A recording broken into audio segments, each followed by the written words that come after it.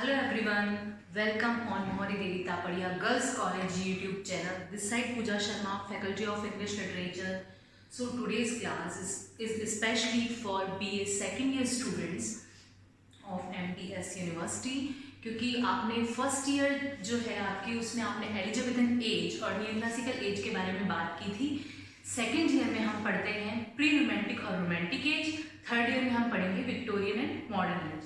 सो आज second year के लिए स्पेशली क्लास है तो हम बात करेंगे रोमांटिक एज के बारे में। हाँ, आप लोगों ने फर्स्ट ईयर में क्या पढ़ा था, नियो क्लासिकल एज और एलिजिबल एज पढ़ी थी। नियो क्लासिकल एज में क्या था? नियो क्लासिकल का मतलब है नियो मतलब न्यू, क्लासिकल मतलब जो हमारा ओल्ड लिटरेचर था, ग्रीक लिटरेचर जो क्लासिकल लिटरेचर था। न्यू क्लासिकल एज के राइटर्स उनसे इन्फ्लुएंस्ड हुए और उन्होंने उनकी राइटिंग को न्यू स्टाइल में लिखा तो वो न्यू क्लासिकल कहलाया। बट न्यू क्लासिकल के टाइम क्या था, जो राइटिंग थी वो कैसी थी, फ्रीडम ऑफ स्पीच नहीं था उनको, फ्रीडम ऑफ राइटिंग नहीं थी, है ना। एक्सप्लॉयटेशन होता था उस टाइम लोगों के साथ, वो कुछ बोल नहीं सकते थे। लिबर्टी, इक्वालिटी, फ्रेटर्निटी सबकी कमी थी।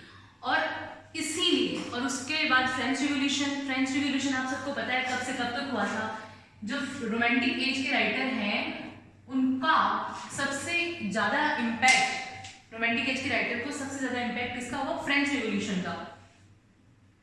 फ्रेंच रिवॉल्यूशन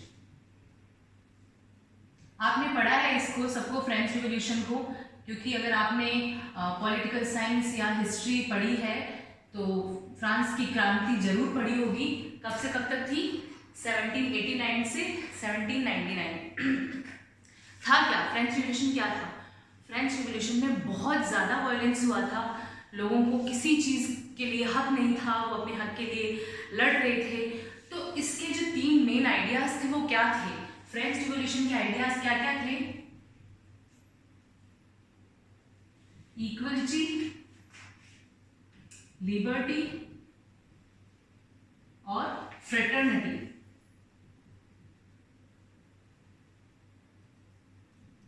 ये आइडियाज थे फ्रेंच रिवॉल्यूशन के। इक्वलिटी, लिबर्टी और फ्रेटर्निटी, है ना। समानता, स्वतंत्रता और बंधुता, या स्वतंत्रता, समानता, बंधुता, कुछ भी बोल सकते हो। ये तीन आइडियाज थे। अब इन आइडियाज के अकॉर्डिंग तो जो हमारे रोमांटिक एज के राइटर्स हैं उनको क्या चाहिए? फ्रीडम चाहिए, राइटिंग की फ्रीडम चाहिए, एक्सप्लॉयटेशन नहीं चाहिए, शांति चाहिए, पीस चाहिए। तो ये जो नाम है ना रोमांटिक एज, इससे आप ये नहीं बोलेंगे कि रोमांटिक एज नाम है इसका मतलब ये लोग सिर्फ लव के बारे में लिखते थे, ऐसा बिल्कुल नहीं है। ये नेचर पोएट्स थे, ये नेचर को चाहते थे।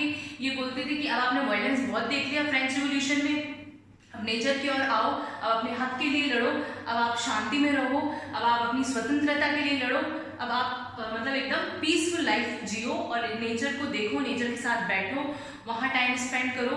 तो ये उस बारे में लिखते हैं। और सबसे इम्पॉर्टेंट चीज़ एक मैं बताना चाहूँगी कि जैसे आपको कभी भी आप रोमांटिक एज के बारे में नेट पे सर्च करेंगे या किसी बुक में देखेंगे तो आपको हो सकता है टाइमिंग अलग अलग मिले। जैसे यहाँ मैंने 1800 to 1860 लिखा है, कुछ लोग 1798 से भी रोमांटिक एज की शुरुआत मानते हैं। तो ये ऐसा तो होता नहीं कि रातों रात कोई एज शुरू हुआ और रातों रात एंड हो गया, ऐसा बिल्कुल नहीं है। तो आपको ये कंफ्यूज नहीं होना है। सब जगह आपको अलग अलग थोड़ा सा 2-3 साल का डिफरेंस मिल सकता है एज में कि भाई ये एज अब से अब तक है। बट हाँ, 1798 से रोमांटिक एज की स्टार्टिंग इसलिए मानी जाती है क्योंकि इस टाइम हमारे जो रोमांटिक एज के मेजर पोएट्स थे, कौन कौन? वर्ड्सवर्थ और कॉलरिज, उनका कोलैबोरेशन में एक वर्क आया था जिसका नाम था लिरिकल बैलेड्स। लिरिकल बैलेड्स ये कब आया था?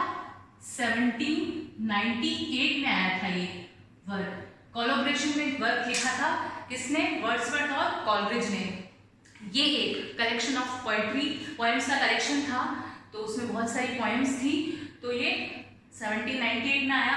तो इसके साथ ही ऐसा स्टार्टिंग मानी जाती है कि हमारे रोमांटिक एज की शुरुआत हो गई थी। और रोमांटिक एज की एंड कब माना जाता है? जब क्वीन विक्टोरिया कॉरोनेशन हो गया था। जब क्वीन विक्टोरिया का कॉरोनेशन मतलब राज तिलक जब उनका हो गया था 1837 में, तब ऐसा माना जाता है कि उस टाइम जो हमारी एज, रोमांटिक एज है, वो एंड हो गई थी। बट मैंने फिर भी आपको दोबारा बता रही हूँ, बताया था कि कोई भी एज रातों रात नहीं शुरू होती, रातों रात खत्म नहीं होती है। हमारे जो रोमांटिक एज के राइटर्स हैं ऐसा तो है ही नहीं कि वो बस एक पर्टिकुलर टाइम में उनकी डेथ हो गई और रोमांटिक एज खत्म हो गई। बाद में भी वो राइटर्स थे, बाद में भी उनको फ्रेंच रिवॉल्यूशन का इम्पैक्ट था, बाद में भी वो नेचर से प्यार कर रहे थे, तो वो टाइम चलता रहा। हाँ, अब क्या है हमें सीखने के लिए important cheese specially for BA students कि हमको अगर एग्जाम में क्वेश्चन आए कि हमें रोमांटिक एज के बारे में लिखना है, तो आप क्या क्या उसमें चीज़ें लिखोगे? आप यही लिखोगे कि रोमांटिक एज का टाइम पीरियड क्या है, कब से ऑथेंटिकली उसकी शुरुआत मानी जाती है, या सबसे बड़ा जो वर्क है हमारे रोमांटिक एज का वो आया लिरिकल बैलेड्स, कोलैबोरेशन का वर्क था 1798 में आया। कोलैबोरेशन किसका था?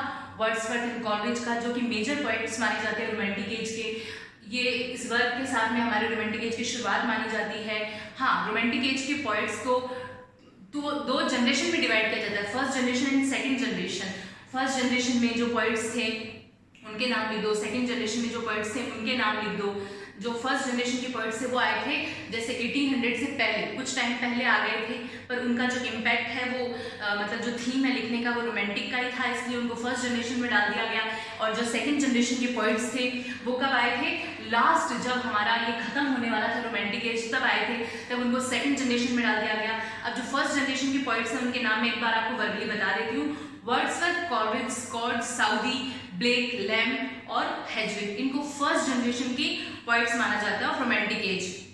सेकंड जनरेशन में थे कीट्स, शेली, लॉर्ड बायरन, तो ये सेकंड जनरेशन के पोएट्स माने जाते हैं। और स्पेशल बात ये भी थी कि सेकंड जनरेशन के जो पोएट्स थे उनकी बहुत जल्दी डेथ हो गई थी, जैसे शेली की भी 26-27 में, कीट्स की भी 25 की एज में डेथ हो गई थी, तो बहुत यंग एज में लोग एक्सपायर हो गए थे। तो ये आपको यह करके आना है एग्जाम में कि भाई जो हमारे रोमांटिक एज के राइटर्स है वो फर्स्ट जनरेशन सेकंड जनरेशन में डिवाइडेड है। और उसके अलावा क्या है, लेट पोएट्स, एक स्पेशल टर्म और है रोमांटिक एज की कि लेट पोएट्स, कौन से पोएट्स को बोला जाता है?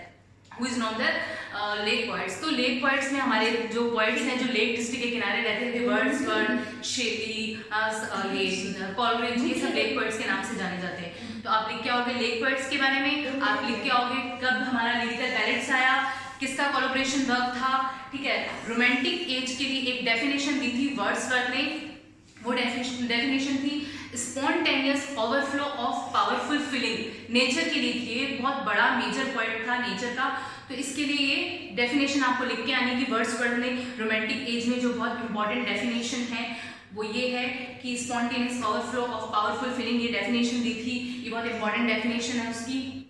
और ये डेफिनेशन ऐसा नहीं है कि सिर्फ आपको सेकंड ईयर में काम आने वाली, इवन ये कुछ भी ऐसा नहीं है कि सेकंड ईयर में ही काम आने वाला है। अगर आप बहुत हायर स्टडी के लिए भी जाते हैं लिटरेचर में तो आपके लिए इंपॉर्टेंट है, बट फिर भी मैं ये बहुत बेसिक आपको बता रही हूँ जो आपके लिए BA के सिलेबस के अकॉर्डिंग बहुत सही है। आपको एग्जाम में अच्छे नंबर लाने हैं, आपके एग्जाम नियर बाय हैं और मैं उसी अकॉर्डिंग आपको पढ़ा रही हूँ। तो आप यही चीज़ों का ध्यान रखें कि आपको एक रोमांटिक एज का अपना खुद के मेक योर ओन नोट्स, मैं सबसे इंपॉर्टेंट चीज़ ये बोलूँगी, make your own notes. Help आपको बहुत जगह से मिल जाएगी, आप मेरे वीडियो को देख सकते हैं, आप वो बहुत नेट पे कुछ सर्च कर सकते हैं, आपको बहुत यूट्यूब पे बहुत सारे मिल जाएंगे। तो आप सबसे हेल्प लो और अपने खुद के नोट्स बनाओ। नोट्स में अभी बहुत बेसिक बनाओ, हमें जैसे कुछ क्या क्या लिखना है, पोएट्स, लेट पोएट्स कौन से थे, कब स्टार्ट हुआ रोमांटिक एज का, रोमांटिक एज की मेन थीम क्या थी, वो इक्वलिटी पे लिखते थे, फ्रीडम पे लिखते थे, इंडस्ट्रियलाइजेशन उनको बिल्कुल नहीं चाहिए था, फ्रेंच रिवॉल्यूशन का इफेक्ट पड़ा उन पे, फ्रेंच रिवॉल्यूशन में जो भी वायलेंस था उनको बंद करना था, वो नेचर पे लिखते थे, उनको बाग बगीचों में बैठना बहुत अच्छा लगता था, नेचर पे बहुत सारी पोएम लिखी उन्होंने, नेचर से प्यार करते थे, किसी एक पेड़ पौधे पे भी वो पोएम लिख देते थे क्योंकि वो नेचर लवर थे रोमांटिक एज के राइटर्स। तो ये सब आपको लिख के आना है। 2 जनरेशन में डिवाइडेड थे, फर्स्ट जनरेशन पोएट्स ये हैं, सेकंड जनरेशन के पोएट्स ये हैं।